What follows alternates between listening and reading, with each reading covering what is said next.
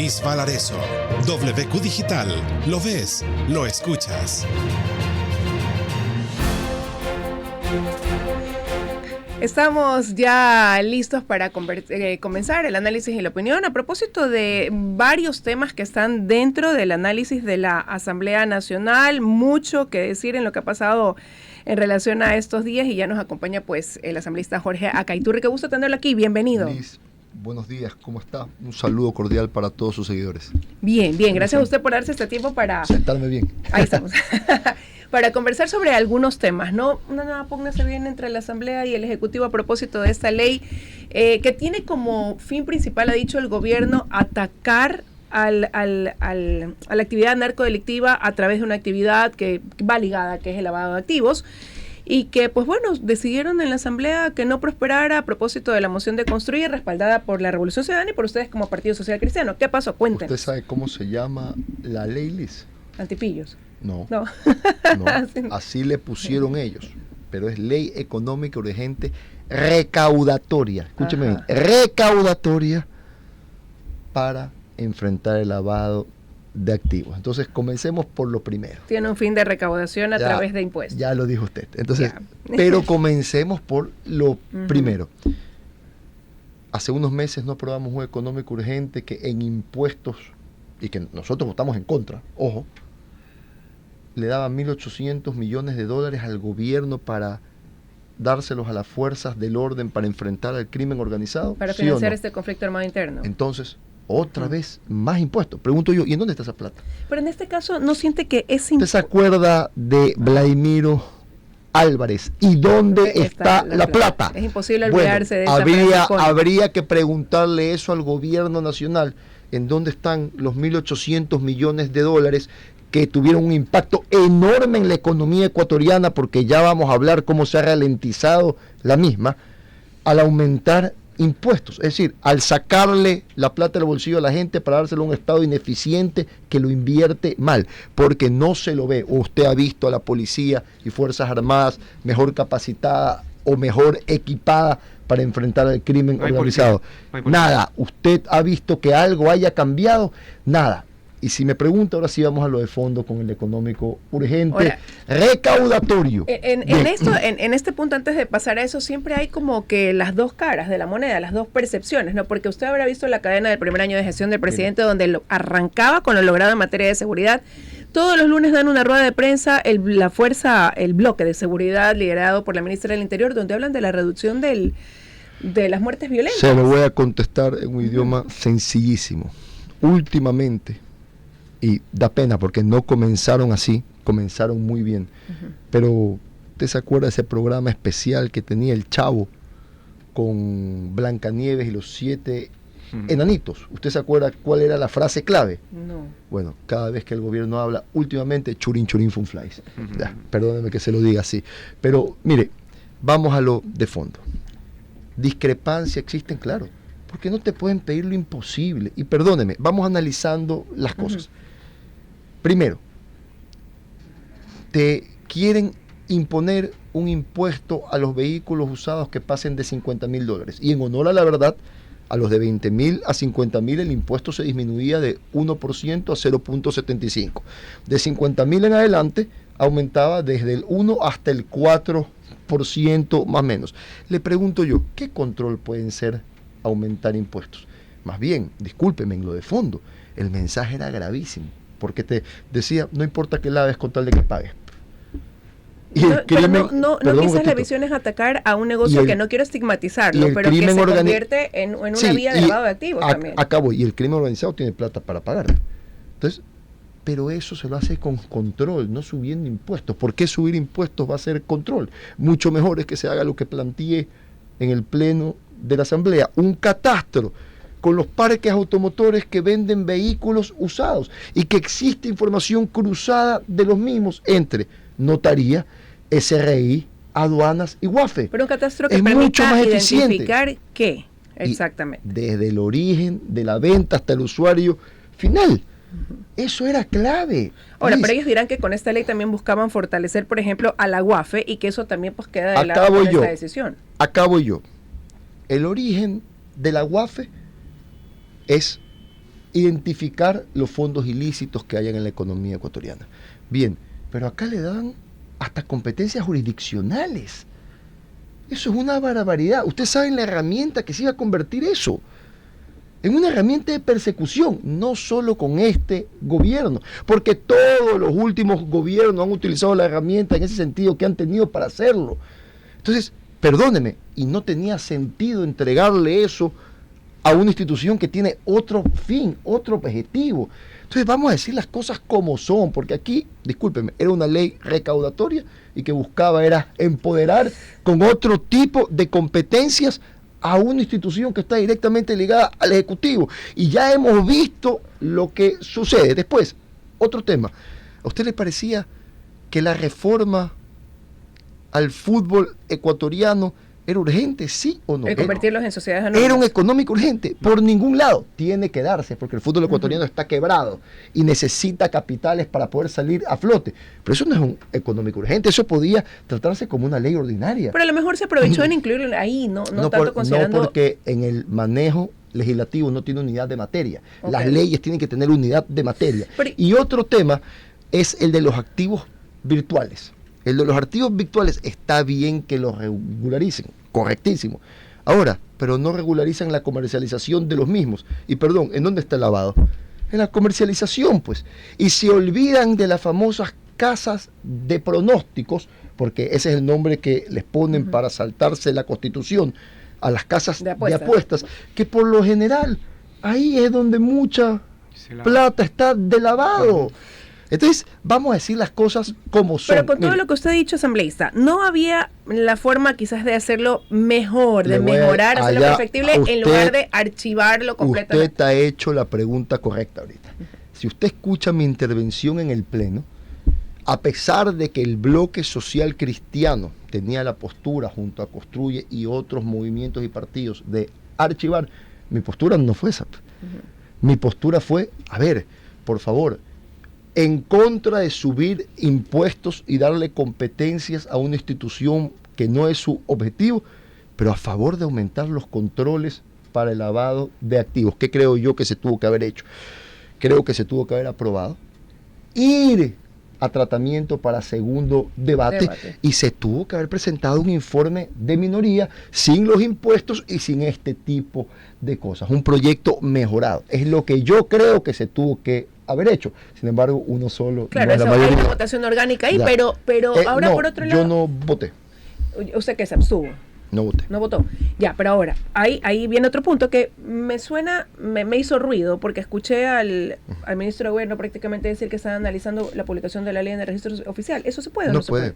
No puede. O sea, ahí yo siento que... No puede porque los tiempos no se cumplieron. Si se hubiesen pasado los tiempos fatales, el tratamiento que tiene una ley urgente, que son de 30 días, entra por el Ministerio de la ley, pero eso no sucedió. Así que lo que pasa es que se puede volver a tratar después de un año. Hay que decirle al abogado, ministro, que lea la ley bien. Lo que cabría es tratarla después de un año nuevamente si es que el gobierno quiere ponerla y si es que continúa ese gobierno. O si quiere presentar algo similar con otro nombre, que es muchas veces lo que hacen. Eso sí se puede. Sí, pero tienen la oportunidad para perfeccionarla. Yo ya le digo cuál es mi teoría, lo que creo que se tuvo que haber hecho. Ya desafortunadamente no se lo hizo. Una persona no es mayoría dentro de un cuerpo colegiado de 137, pero creo que se tuvo que haber tomado lo bueno y debatido lo malo para sacarlo y aprobar una ley que el objetivo real tenía que ser fortalecer la identificación de los activos de las estructuras criminales dentro de la economía ecuatoriana. Ahora, sí me gustaría también conocer su opinión sobre otros temas que pasan por el legislativo. Por ejemplo, va a llegar a manos de ustedes el tratamiento de si los partidos políticos o movimientos tienen que seguir recibiendo recursos públicos para financiar sus campañas electorales. Mire, ese es un debate enorme porque por un lado le dirán, a ver, si no hay financiamiento estatal, entonces solo los ricos que puedan cubrir una campaña lo van a hacer. Por otro lado, muchos le dirán, sí, pero los ecuatorianos con nuestra plata financiamos a los partidos que después hacen lo contrario a lo que nos dicen en la campaña.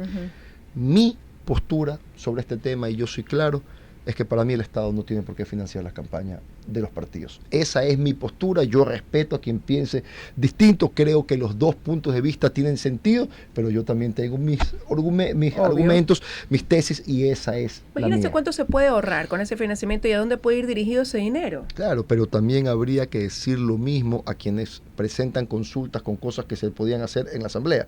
No se acuerda que yo fui el gran proponente de la reforma al COIP, boicoteada en la Asamblea, y después todo lo que propusimos y boicotearon lo incluyeron en la consulta. 60 millones, con 89 usted le da mantenimiento a todo el parque termoenergético que servía como backup para que lo que sucede el día de hoy no haya tenido la misma dimensión. Ahora, ese punto seguramente va a generar un debate de muchas opiniones cruzadas. Por eso le digo, y todas son respetuosas, yo tengo la mía, otros tendrán otras que serán Sí, tranquilo. distintas, pero que habrá que manejarse con altura como debe de ser. Y lo mismo va a pasar dentro de estas reformas que se plantean en el Código de la Niñez. Hace Bueno, 6 años que ahí- no se ahí avanza. Hay un debate mucho escúchame, más pero fuerte. son más de 700 artículos. Es bastante amplia, ¿no?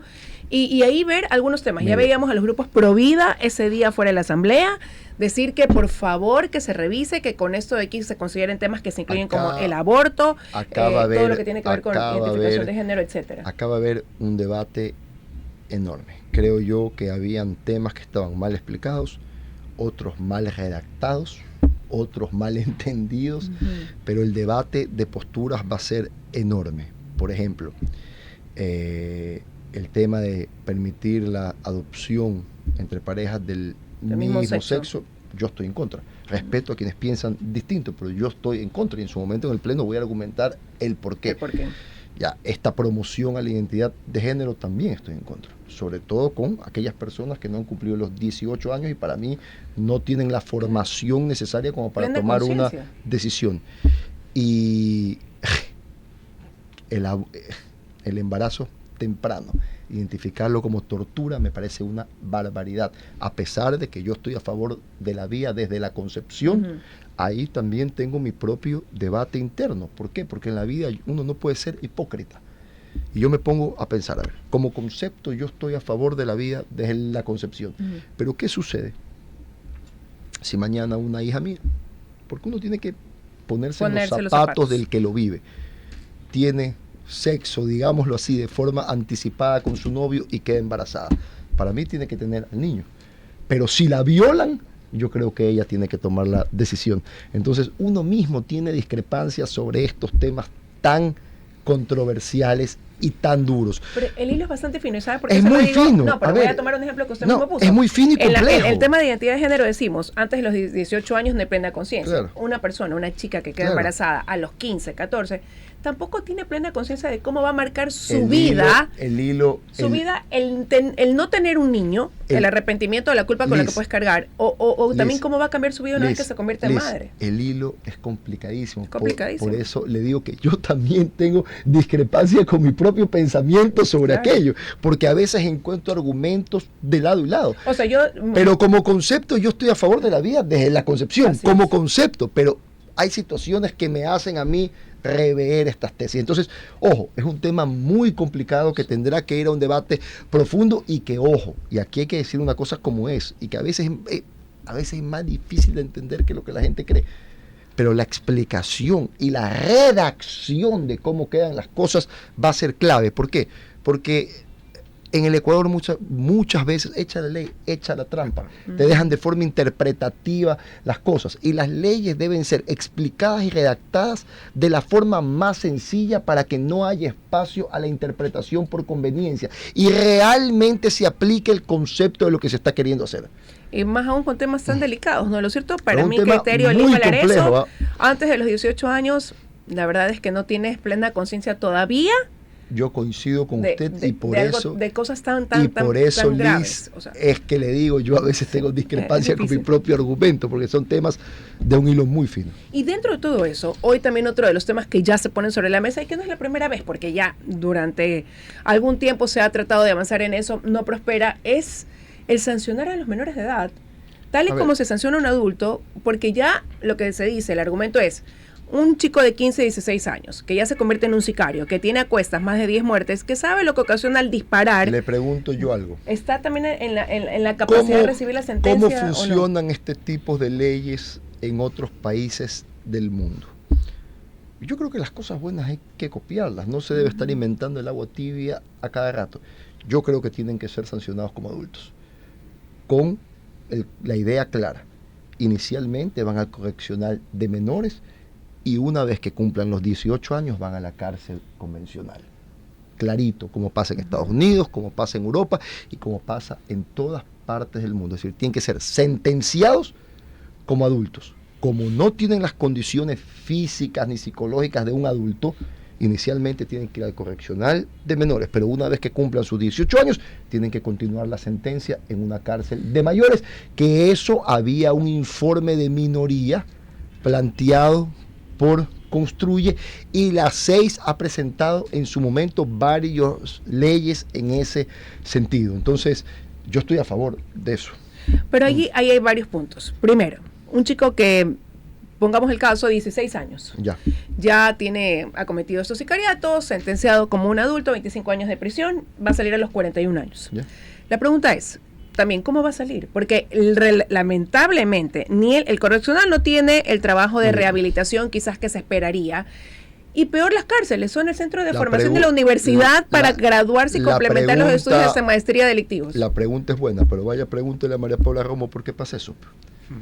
Y yo se lo voy a decir, yo acabo de presentar una ley de rehabilitación e infraestructura carcelaria. Uno, ¿para qué? Para que los presos trabajen. Porque en el año 2020 al pueblo ecuatoriano le costó $40 millones la comida de los presos. ¿Qué pasó con esos huertos que tenían ellos incluso para ser sustentable, no? Pero con todo el cariño del mundo, tenían, ¿no? Esas son cosas ínfimas. Claro. Vamos, a ver, usted tiene ciertos proyectos para premio parcial. Yo estoy hablando de la premio total. Ya, bien. En países europeos, o incluso acá en El Salvador, los presos trabajan, pero ¿cómo? Primero, se les da capacitación psicológica, porque muchos la necesitan, como usted dice, muchos son consumidores, así que tienen programas de desintoxicación y capacitación en oficios. Por ejemplo, pregunto yo, si usted visita un plantel educativo, se va a encontrar con que pupitres y sillas están destrozados. Perdón, los presos, después de ser capacitados, ¿no pueden darle mantenimiento a pupitres y sillas? Claro que pueden. Perdón, textilería. ¿Los presos no pueden hacer los uniformes para los colegios y escuelas fiscales? Claro que pueden. Claro que pueden. No pueden hacer, obviamente, con la observación debida, tareas de fumigación. No pueden hacer trabajo de cerrajería. Claro que pueden. Y ahí va a haber un ahorro importante para el Estado ecuatoriano. Entonces, eso, uno, que creo que es importante. Y dos, oiga, hay que volver a dividir a los presos por su peligrosidad. ¿Y por qué nombré a alguien? Porque antes era así, pues, y lo cambiaron y después hicieron una mezcolanza. Entonces resulta que el más buscado está junto a alguien que tiene un juicio de manutención, que muchas veces no lo paga porque no tiene un empleo. Entonces eso no es justo. Ahí se convierten en centros de formación, porque vienen las bandas y dicen, vean, si usted quiere estar aquí en el ala de los tales, tiene que incluirse a nosotros. Así que hace el tatuaje ahorita y comienza a trabajar para nosotros, usted aquí se muere. Esa es la realidad. Entonces, si no se los divide por su peligrosidad, entonces van a seguir siendo eso. Pero si se los divide por peligrosidad, las cosas cambian. Y es lo que estamos planteando en esta ley, que también tiene que ver un tema con que el Estado invierte en infraestructura antimotines. ¿Por qué? ¿Hasta cuándo el Estado ecuatoriano tiene que seguir pagando por la destrucción de las cárceles cuando hay motines? Y esa es plata del pueblo ecuatoriano. Pero es sencillísimo. En otras partes del mundo usted ve que aplastan un botoncito y las compuertas se cierran, se quedaron aislados. Viene un dron para explotar el techo de la roca y se lo bajan. ¿Por qué no puede pasar eso en el Ecuador? Claro que puede pasar, pero tiene que haber voluntad. Yo planteé una ley en ese sentido y otras reformas al COIP que creo que son tremendamente importantes y que desafortunadamente, y ayer en el CAL tuvimos una discusión en este sentido, la Comisión de Justicia no les ha dado el tratamiento que tiene que dar, porque estaban tratando la ley orgánica y la función legislativa que no le importa a nadie. Pero bueno, ya le van a comenzar a dar tratamiento a esto. Y ahí hay leyes importantísimas como que los funcionarios del Estado que se compruebe que colaboran con el crimen organizado, nunca más puedan ser funcionarios públicos. Y si es que son miembros de la fuerza del orden, que tienen que precautelar la vida del pueblo ecuatoriano, tengan la sentencia más alta de todos. 2, incorporamos un régimen de reincidencias, porque el artículo 57 del COIP es una payasada. Y usted ve que salen, reinciden y no se les acumula la sentencia. Acá ahora se les va a acumular la sentencia. Después, para los delitos que tienen de cabeza al Ecuador: homicidio, asesinato, sicariato, violación, femicidio, vacuna, secuestro extorsivo y producción, tráfico y comercialización de estupefacientes, se eliminan las 2 herramientas que más utilizan los delincuentes para burlarse de la justicia ecuatoriana. 1, el procedimiento abreviado, que ellos se declaran culpables y les rebajan del 50 al 90% la pena de forma inmediata. Se terminó, ahora cumplen su sentencia 100% en la cárcel. Y las famosas medidas cautelares, que el grillete, que lo uno, que prisión en casa, que te presentas cada 15 días, y la peor de todas, la prisión preventiva. ¿Por qué? Porque la prisión preventiva, viene el delincuente, te compra al juez, te compra al fiscal, le dan 3 meses de prisión preventiva, no le formulan cargos y salen con indignante velocidad de las cárceles. Ahora se quedan en la cárcel hasta que les pongan los cargos. Clarito, hasta que le formulen los cargos. No, esto va a tratamiento en la comisión. Y nosotros, por supuesto, vamos a estar atentos de que se cumpla, porque esto es algo que quiere el pueblo ecuatoriano. Y si no, sabré.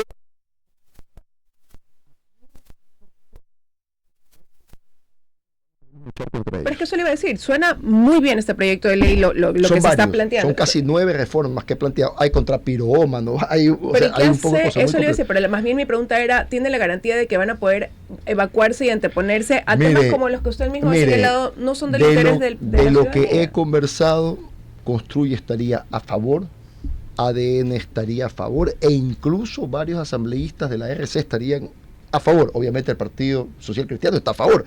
Nosotros toda la vida hemos tenido el concepto de que las leyes tienen que tener mano dura. Eso sí, teniendo en cuenta que de forma paralela el Estado tiene que invertir en desarrollo humano para que las personas puedan tener igualdad de oportunidades, equidad y mejorar su calidad de vida. Y esa es la mejor forma en el largo plazo de combatir el crimen organizado. No, es que definitivamente al momento de hablar de si los menores de edad deben ser inimputables o no, también ahí se pone sobre la mesa esa gran deuda social que hay en otras ciudades. Aquí lo conversábamos hace ya algunos meses atrás con el entonces alcalde de Medellín, que comenzó a darle un giro cuando Medellín es una ciudad con un índice altamente delictivo.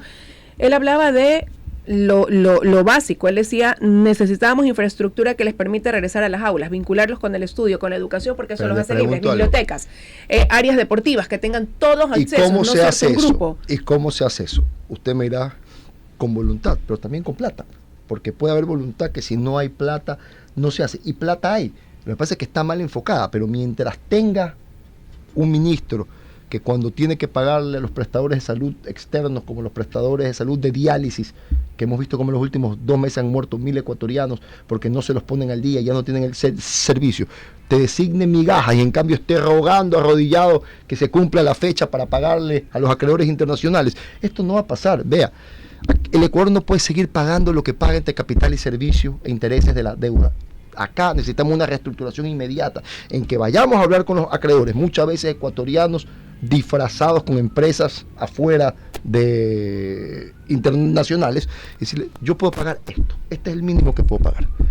Este restante va ligado al crecimiento económico, y esa plata hay que invertirlo en la economía ecuatoriana, en obra pública y mejorando los servicios para que los ciudadanos puedan tener acceso a sus derechos con calidad, calidez y cobertura, y al menos el Estado garantice lo que tiene que garantizar: seguridad, nutrición, educación, salud y servicios básicos. Si nosotros hacemos eso, mañana cuando el niño de escasos recursos vaya a competir al mercado laboral con el niño rico, van a haber tenido las mismas oportunidades. Entonces desmontamos las infraestructuras de inequidad, y el que más se esforzó, el que más trabajó, es el que obtiene los mejores empleos. Entonces la riqueza se genera y redistribuye de forma natural y no impositiva ni impuesta, como pasa en otras partes del mundo, que se garantizan la fórmula para encontrar equidad e igualdad de oportunidades. Eso es lo que tenemos que hacer, es lo que planteamos. Pero para eso hay que reestructurar la deuda y hacer eficientes los presupuestos, priorizando la plata en lo que es importante. A mí no me digan que no hay plata cuando tenemos el presupuesto más alto de la historia. La tiene bastante clara, asambleísta, así que Gracias. ha sido la verdad un gusto conversar con Gracias. usted, conociendo la postura también suya, como Jorge Caiturri, y también de la bancada social cristiana frente a estos temas que están ya en manos de la Asamblea o que llegarán en algún momento a manos de la Asamblea Nacional. Así que gracias por habernos dado este tiempo. Gracias a usted y un saludo cordial para todos sus seguidores, que son muchísimos a nivel nacional. Que tenga un buen día, Gracias. son ya las 9:09 de la mañana. Gracias. Vamos a una pausa.